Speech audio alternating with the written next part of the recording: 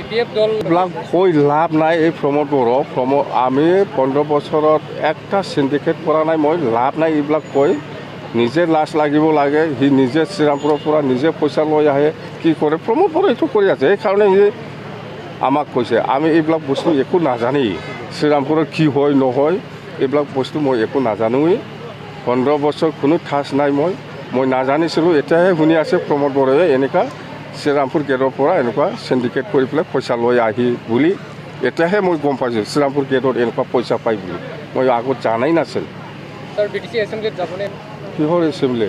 BTC যেটা গাঁও এছেম্বলিত আমাৰ MCLA সকল আছে না। মই যোৱা নোযোৱাৰ কথা কি আছে ইয়াত?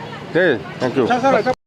প্ৰচাৰ চলাই আছে আমাৰ আৰু আগন্তুক যিটো 2024 MP নিৰ্বাচন হ'ব, ইয়াৰ কাৰণে আমি প্ৰস্তুতি হৈ আছে। এতিয়া মুঠতে আমাৰ এই ৰেলীটো 13 তাৰিখৰ পৰা আৰম্ভ হৈছে আৰু 10-12 দিনমান লাগিব শেষ হ'বলৈ। ইয়াৰ পিছত আকৌ আমি গাৰ্জেন মিট কৰিম প্ৰত্যেকটা সমষ্টিত। এই গাৰ্জেন মিট কৰি পেলাই আমি কিছুমান কথা লৈ মত বিনিময় আমি ইণ্টাৰেকশ্যন প্ৰগ্ৰাম আমাৰ আছে। ইয়াৰ পিছত আকৌ ৰাজহুৱা প্ৰগ্ৰাম আছে। এনেকৈ প্ৰগ্ৰাম চলি থাকিব আমাৰ। আৰু প্ৰমোদ বড়োই এই 3 বছৰত মানে একো কাম কৰিব পৰা নাই, জিৰ'।